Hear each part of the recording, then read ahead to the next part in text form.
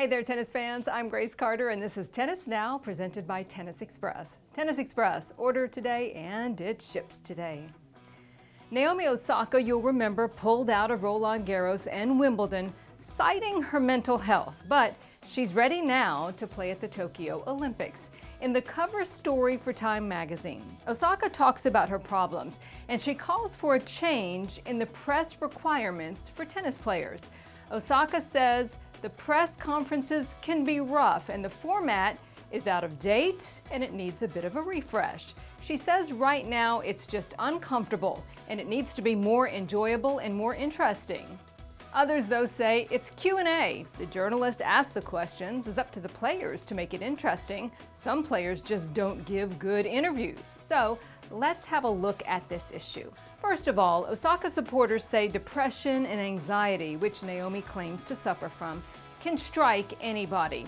Tournaments don't force injured players to do post-match press conferences like Adrian Mannarino and Serena Williams at Wimbledon. They say players with anxiety deserve the same empathy. Secondly, Osaka says she always does press conferences in English and in Japanese. Roland Garros was the only exception. She points out in her Time magazine column that she shouldn't have been so harshly criticized, that missing just one presser over her 7 years shows her commitment to meet her media obligations.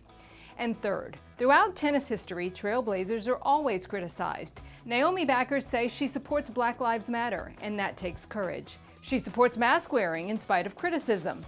And they say Osaka is inspiring again, standing up for what she thinks is right.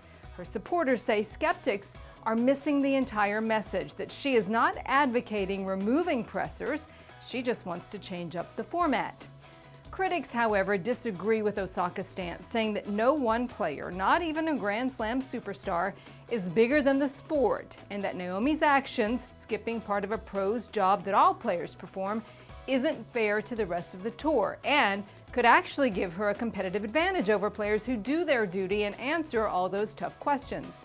Secondly, a champion's responsibility transcends the boundaries of the tennis court.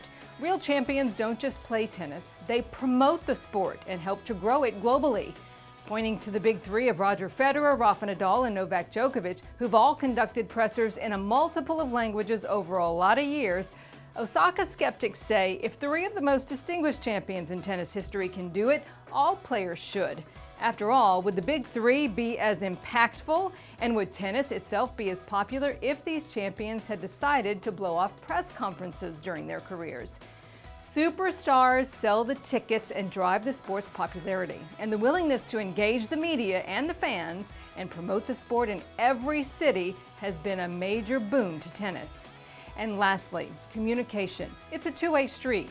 Osaka critics say that she's being disingenuous, asking for understanding and yet not showing it. They say if Naomi is troubled by the media, then why is she using it with her Time magazine article and her new Netflix documentary, rather than taking her concerns directly to the tour, to the tournaments, and also to her fellow players?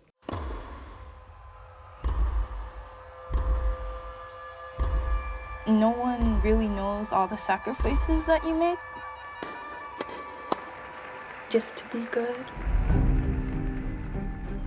Before I won US Open, so many people told my dad that I would never be anything. Naomi, she was like an overnight superstar. Press conferences can be vital to understanding how players truly feel, and it gives you insight into their future plans. Think about Roger Federer's press conference after his Wimbledon quarterfinal loss, his worst loss ever. And if you eliminate or reduce media presence, then how do you grow the game? Critics say coming out of a pandemic that will erase the WTA's fall Asian swing for a second straight year, the sport needs unity and positive promotion right now more than ever. So what do you say? Where do you stand on the requirements for press conferences and on Osaka's request for changes?